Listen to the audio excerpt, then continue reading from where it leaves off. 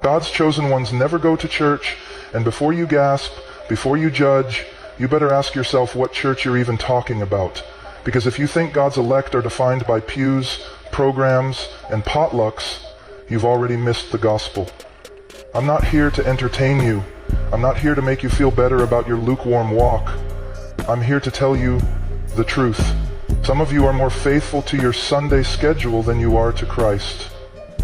And hell will be filled with churchgoers who thought attendance was obedience.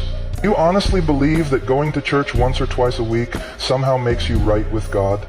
Do you really think the Almighty looks down from his throne and is impressed that you put on a suit, walked into a building, and sang 3 songs before checking your phone during the sermon?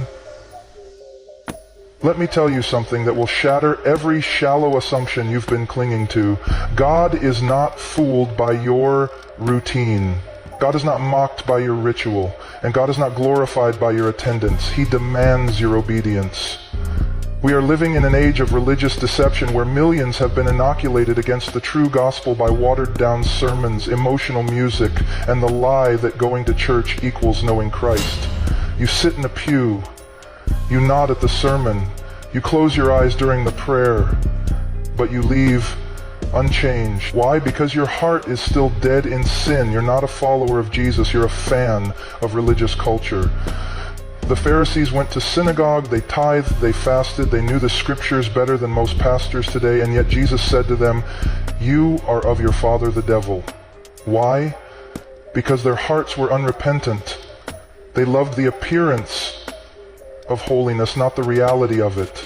They clung to the structure but rejected the Spirit. They worshiped God with their lips, but their hearts were far from Him. Sound familiar? It is a terrifying truth that many of you have more confidence in your weekly attendance than in the finished work of Christ. You think that showing up on Sunday makes up for the rest of the week you spend in compromise. You believe that because your name is on a church roll, it's written in the Lamb's Book of Life, you are trusting in your religion, not in the Redeemer, and that trust will damn you. Let me say it plainly, the true Christian life is not 1 hour on a Sunday.